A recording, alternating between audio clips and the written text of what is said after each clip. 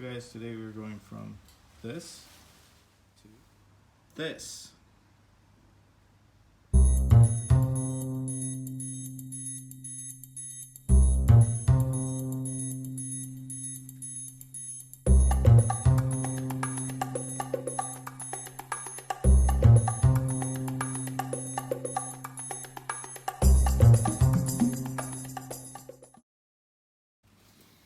So on the left side of the bike, you get the GB Racing protection. Unfortunately, these are the only ones that I could get a hold of. I'm not a big fan of them, but beggars can't be choosers. These screws in here, they're stretch screws, which means that if you use them once, you shouldn't reuse them because they are then done. So GB Racing sends you 4 bolts.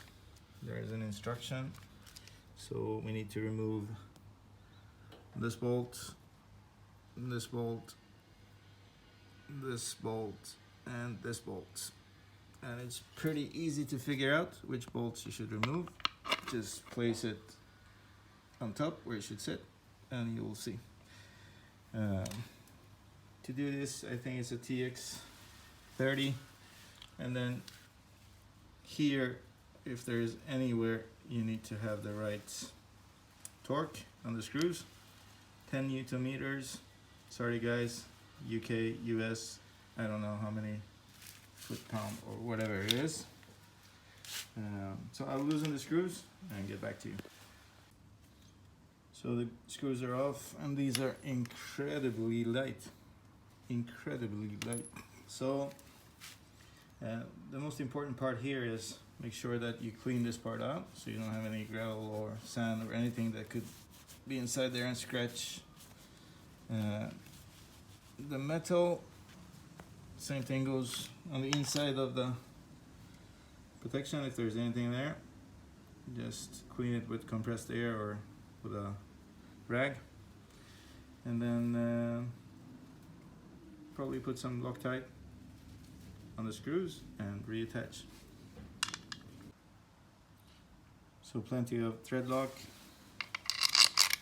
and then tighten them by hand so it just grabs. You shouldn't be forcing anything in here, guys. Shouldn't be with any force. Hit your torque wrench, set it to 10 Newton meters, and then tighten the bolts. I don't know if this helps for you guys in UK and US. You have pound, inches. This is 90 equals to 10 Newton meters. So TX30, tighten this up. So we have to consider these are the new parts. Nobody had time enough to make them fit exactly. So I needed to move this a little bit down, otherwise this part wouldn't fit inside. So I just forced this, press this bracket down to get this on the side. So here it is. So guys, I'm removing the water pump housing to put the GB Racing protection part on top of it, but since I'm going on track, I don't want any slippery cooling water in my bike. I'm gonna replace it with wet water. The benefit of this is that if you get something on the track, it's just water. Nobody will slip on it.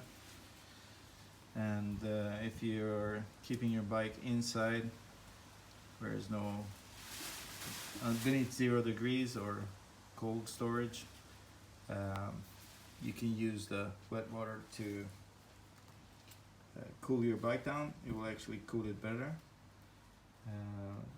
I'm using MoCool from Motul. I will drain the whole water pump. Before there was a drainage screw on the old bike. I have been looking and I can't find it. So what I need to do is remove this, and then on the other side open open the inlet of the coolant. So it's overfilled, so I can let it drain, and I will open this part as well, so the water will come out. And it's already dripping down. What I probably need to do is to remove this hose as well, this clamp here. I'll get back to you as soon as it's done. So guys, if you yank this out,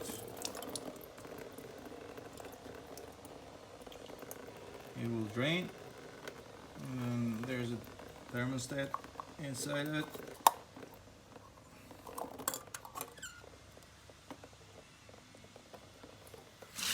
So I'll just check on the other side, and I probably need to remove this expansion part and empty it as well. Maybe just open this clamp here, I'll see. Then the bike is completely drained, and this stuff is slippery as hell. So I made a mess here. I'll clean it up and get back to you.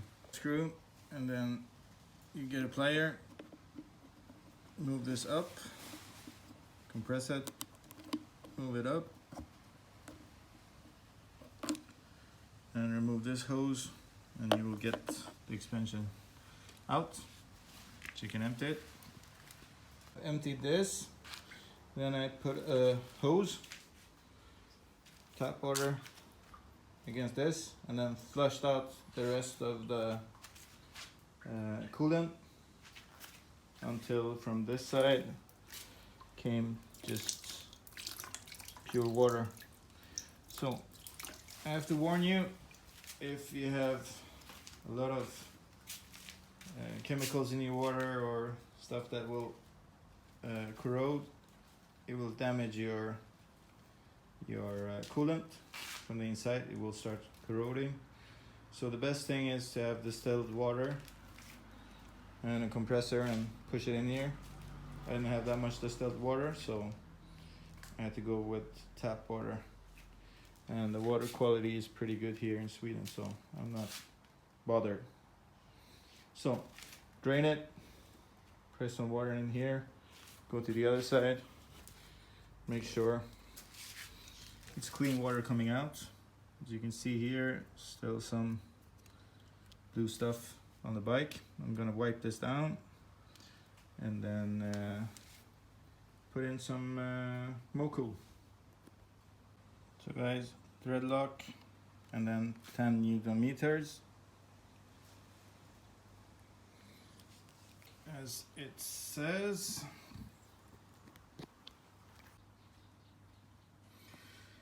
So the water pump protection is on. Thread locks on these, and 10 Newton meters is what you need. And I have a lot of coolant here since I drained it, and it's slippery as hell, so you need to probably wash the bike when you're done. So this side is finished. When it comes to protection, we'll move to the other side. So this is pretty straightforward, same procedure as the other one. Remove the bolts that you can see, and then the instruction tells you exactly which ones to remove as well. Use the screws that came with this. Don't reuse these screws. Thread lock and 10 Newton meters. I'll show you the finished product. So there you go.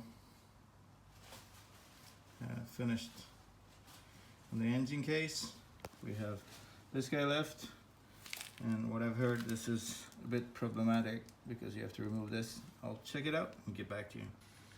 So guys, you have to remove this screw to get this bracket out, and then you have this piece that will go in there like that. And then you have to remove these two screws, and then the last screw there will go to the bracket, but you just mount it. So try this and get back to you. I just reused the screw that was in there. I didn't use this one because it's way too long, I think. She came with 2 short ones and 2 long ones, and I just reused that to get that bracket there. And then what we need to do is attach this. Hopefully this will align, which it is. And then I need to remove these 2 screws from the engine cover, and then it will be done. So that's it, guys. Complete GB protection installation. I still got a lot of work. Next up, probably we do oil coolant protection and coolant protection from GB Racing as well.